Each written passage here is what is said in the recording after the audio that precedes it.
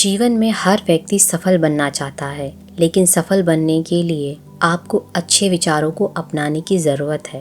गौतम बुद्ध के उपदेश से आपके जीवन में सकारात्मक बदलाव आते हैं और इससे आपका जीवन बदल जाता है। यही कारण है कि बुद्ध के विचारों को सुखी जीवन का सूत्र कहा जाता है। सफल बनने के लिए हर व्यक्ति का अपना एक लक्ष्य पहले से ही निर्धारित होता है और वह उसी के अनुरूप काम करता है, लेकिन कई बार ऐसा होता है कि आप जो बनना चाहते हैं वैसा नहीं बन पाते। कुछ लोग इसे लेकर यह मान लेते हैं कि शायद उनकी किस्मत में ही यही लिखा होगा, तो वहीं कुछ लोग अपनी किस्मत को खराब कहने लगते हैं और कुछ लोग यह सुनकर संतुष्ट हो जाते हैं कि शायद वह इसे डिजर्व नहीं करते थे, लेकिन असली कारण कुछ और ही होता है। तो आइए हम गौतम बुद्ध की एक छोटी सी कहानी के जरिए इसके बारे में जानने का प्रयास करते हैं। एक बार गौतम बुद्ध को एक सभा में उपदेश देना था। सभा में करीब 100 से ज्यादा लोग उपस्थित थे और उनका इंतजार कर रहे थे। गौतम बुद्ध आए,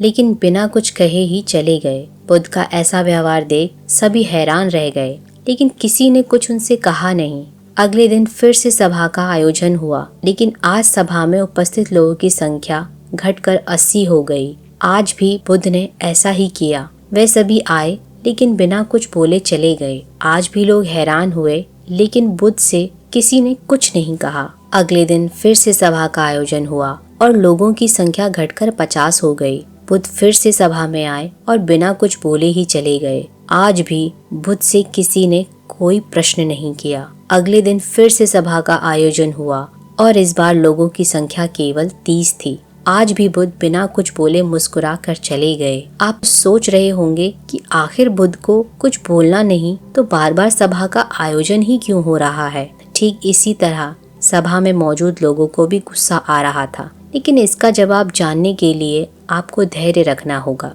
अगले दिन फिर से सभा का आयोजन हुआ और आज भी केवल 15 लोग ही उपस्थित रहे, लेकिन आज गौतम बुद्ध ने अपने स्थान ग्रहण कर लिया और उपदेश देने के लिए बैठ गए। बुद्ध ने जिन 15 लोगों को उपदेश दिए वे उनके भिक्षु बन गए और इन लोगों ने आगे चलकर बुद्ध के ज्ञान को अलग अलग दिशाओं में फैलाया। एक बार इन लोगों ने बुद्ध से प्रश्न किया कि सभा का आयोजन होने के बावजूद भी आप क्यों कई दिनों तक बिना बोले ही चले जाते हैं। बुद्ध ने उत्तर दिया, मैं उन लोगों को खोज रहा था जो लायक हों। सभा में पहले दिन 100 से भी ज्यादा लोग थे, लेकिन उसमें से ज्यादातर लोगों को मेरे उपदेशों से कोई मतलब नहीं था। इसके बाद जो लोग अगले दिन आए उन्हें भी मेरे उपदेशों से कोई मतलब नहीं था।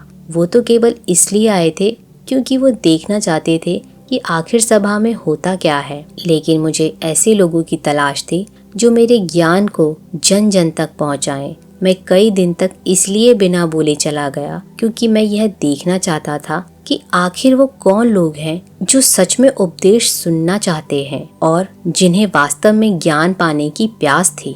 ऐसे लोग रोज आए। गौतम बुद्ध कहते हैं कि जिनके भीतर धैर्य था उन्हें मुक्ति का मार्ग मिला और जो लोग जल्दबाजी में थे वो आज घर पर बैठे हुए हैं। बुद्ध कहते हैं जिन लोगों में धैर्य का गुण होता है वे जीवन में कुछ भी पा सकते हैं, फिर चाहे आपका लक्ष्य कुछ भी हो। बिना धैर्य के कोई भी सफलता के लक्ष्य तक नहीं पहुंच सकता।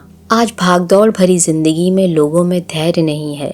सभी जल्दबाजी और शीघ्र अति शीघ्र किसी कार्य को करने की होड़ मची है, लेकिन गौतम बुद्ध बताते हैं कि अपने भीतर धैर्य को कैसे बढ़ाएं। बुद्ध कहते हैं कि निरंतर अभ्यास से हम अपने भीतर के धैर्य को बढ़ा सकते हैं। यानी आप जो भी बनना चाहते हैं उसके लिए धैर्य की आवश्यकता है।